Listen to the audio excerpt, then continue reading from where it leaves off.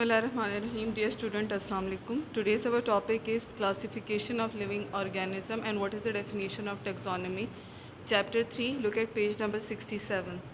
Start करते हैं जी taxonomy से. What is taxonomy? इसकी definition देखें.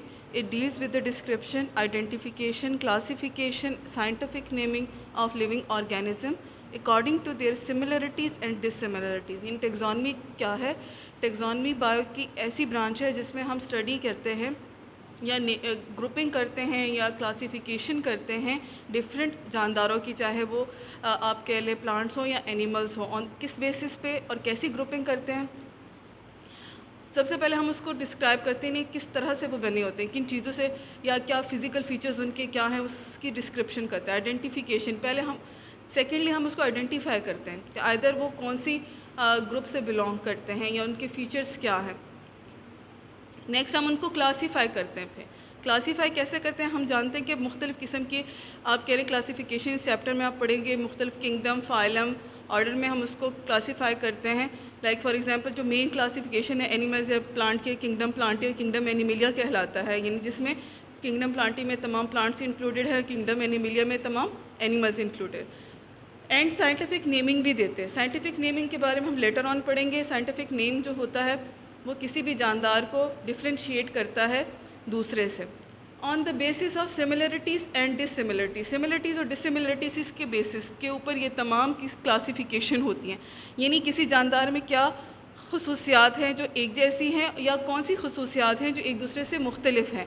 तो हम ये कह सकते हैं टैक्सोनॉमी वो ब्रांच है जिसमें हम जानदारों की क्लासिफिकेशन करते हैं जी on the basis of their similarities and dissimilarities. Next है जी बेसिस ऑफ क्लासिफिकेशन, यानी किस बेसिस पे क्लासिफिकेशन की जाती है. फर्स्ट आप पढ़ेंगे जो होमोलोगस स्ट्रक्चर. होमोलोगस स्ट्रक्चर के बेस पे, केमिकल सब्सटेंस के बेस पे, साइटोलॉजिकल स्ट्रक्चर के बेस पे. होमोलोगस स्ट्रक्चर किसे कहते हैं? होमो का मतलब होता है सेम, यानी वो स्ट्रक्चर जो आप कह लेंगे एनाटॉमिकली तो सिमिलर हो लेकिन फंक्शनली डिफरेंट हो. एनाटॉमिकली की सिमिलर से क्या मुराद है, यानी दिखने में एक जैसे हों.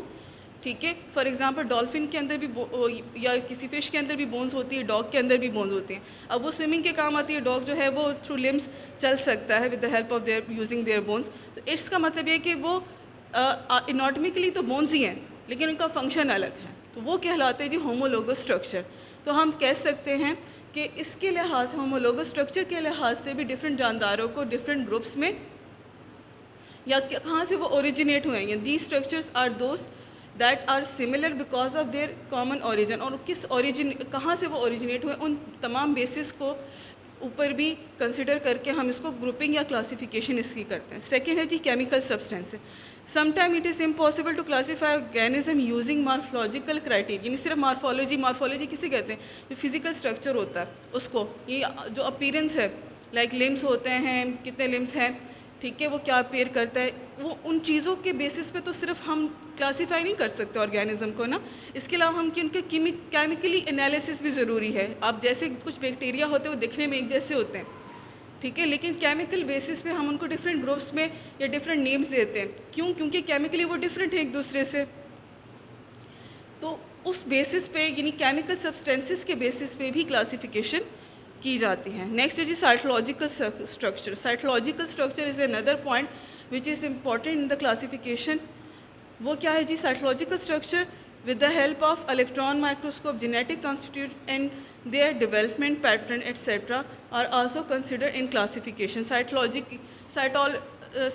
से निकला है जी, इसका मतलब होता है सेल, यानी सेल का स्ट्रक्चर. हम देखते हैं इलेक्ट्रॉन माइक्रोस्कोप में जो सेल होता है हर ऑर्गेनिज्म, वो दूसरे से, अगर प्लांट सेल हो एनिमल सेल से डिफरेंट है.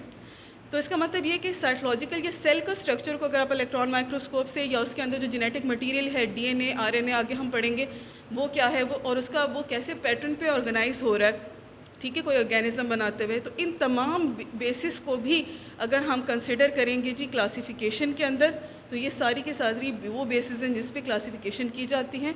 थैंक्स. आपका होम टास्क है जी लर्न क्वेश्चन नंबर 1 and 2.